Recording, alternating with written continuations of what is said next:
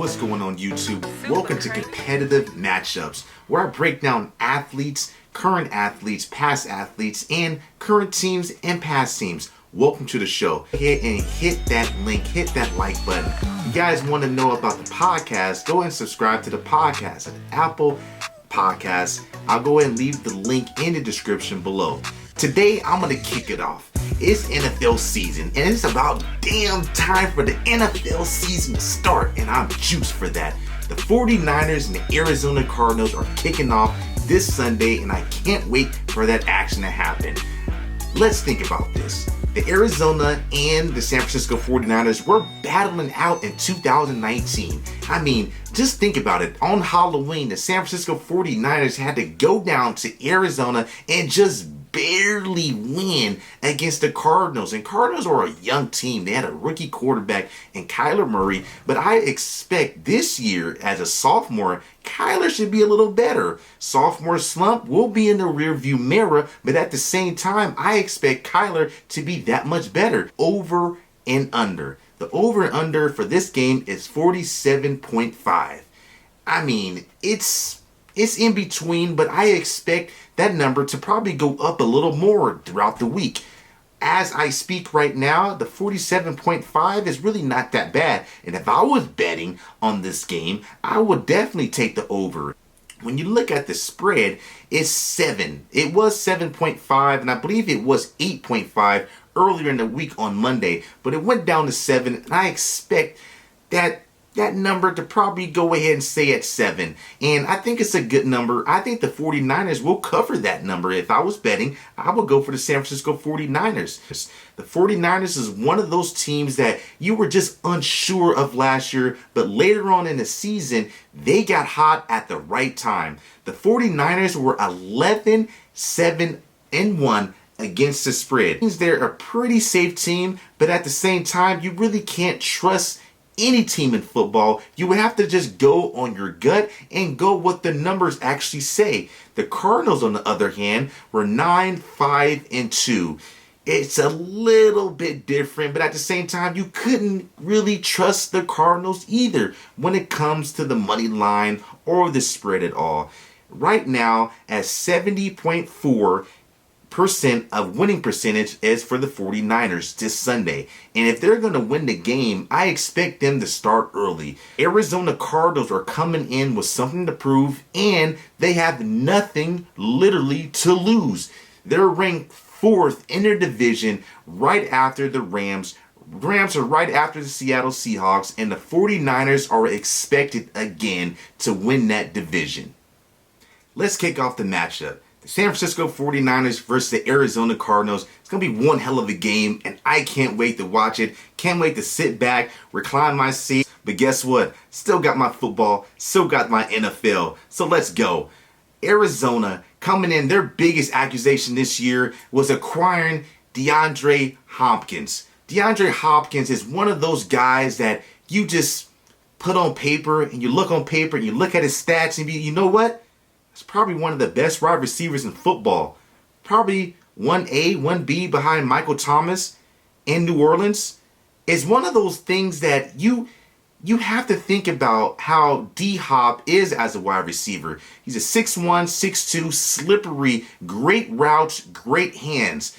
This matchup for the 49ers is going to be a little different and a little difficult because I believe Richard Sherman is going to obviously stay on one side of the field, but the other corner is going to be in question. Corner on the right side, it looks like right now they're going with Mosley, assistant cornerback for the San Francisco 49ers last year, and I expect Mosley to have a better year this year. Talking about the Arizona Cardinals, you can't not mention the Arizona Cardinals without mentioning Kyler Murray. The second-year quarterback coming out of Oklahoma is so dynamic. And, I mean, he's not compared to a Lamar Jackson or you can say a Patrick Mahomes. He's really not on that level yet. But at the same time, Murray is a bad dude. Just look at his numbers. Last year, he completed Just last year, Kyler Murray was 20 touchdowns, 12 interceptions, and had a quarterback rating of 57.7. His yards was 37.22, which is not too bad. He was probably an average quarterback, but on the other hand, he was still a solid quarterback for a team that didn't really have a lot of talent behind them. The 49ers, on the other hand, had a good year. Some people question how Jimmy G will bounce back from his ACL injury, but did he bounce back in a good way? His numbers last year, Jimmy G was 27 touchdowns, 13 interceptions with a quarterback rating of 102.0, and his yards overall was 3,978. I mean, that's a pretty damn good year. And if it wasn't for other quarterbacks, Jimmy G probably could have made the Pro Bowl. I mean, people get on Jimmy G how they say he's a game manager and he's trying to just control the game and control the clock. But you have to think about this. The best game manager to ever lace him up in the NFL playing quarterback position is one of the greatest quarterbacks to ever play in Tom Brady. Yes, Tom Brady is a game manager, but he's also one of the greatest quarterbacks to ever lace him up.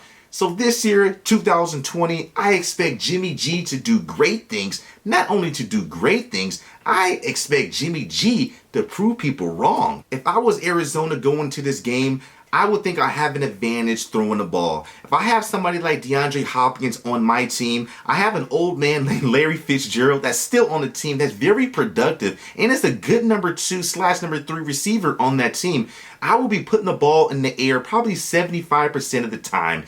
And it's just proven the Arizona Cardinals are going to throw the ball. If I was the San Francisco 49ers, I'm expecting Kyler Murray, all these guys to be throwing the ball all day. And some of the weakness of San Francisco last year was the secondary. But in the NFL, you can't have too many hiccups. So I expect this Sunday, Arizona and the 49ers to get down to business. One of the biggest things San Francisco should hold their head up high is that they got a great offensive line in Trent Williams. All-time Pro Bowler, and he's just one of those bad dudes that you just want on the team. You just can imagine this dude is about 6'6", about over 300 pounds. He's protecting you. He's one of the all-time, one of those great offensive linemen that you can just count on. So for San Francisco to have somebody like that, I think it's going to be a plus for them.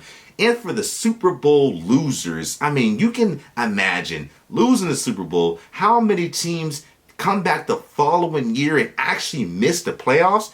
It's countless. San Francisco 49ers better be careful. You don't want to be in that stat. You don't want to make yourself another losing Super Bowl team to have next year come around and lose and not make the playoffs. That would be devastating not only for the fans, but definitely for the San Francisco 49ers. This game this week is competitive matchup of the week. Overall, I'm taking the 49ers by 10 points. I think it's going to be a hell of a game. I think Jimmy G is having a come-out party, throwing 3 touchdowns, 1 interception for over 350 yards. Not to be in second place, Kyler Murray is also going to have 3 touchdowns, but with 2 interceptions. These are just my predictions. This is something that I want to see. This is something that we as fans will love to see and watch. Thank you for tuning in, everybody, to Competitive Matchups. Once again, go ahead and subscribe to my podcast, Competitive 24, on Apple Podcasts, Spotify, and SoundCloud. Make sure you go ahead and hit that subscribe button for this YouTube channel, and make sure you hit that notification so every time I'm coming out with a video, you guys are getting notified.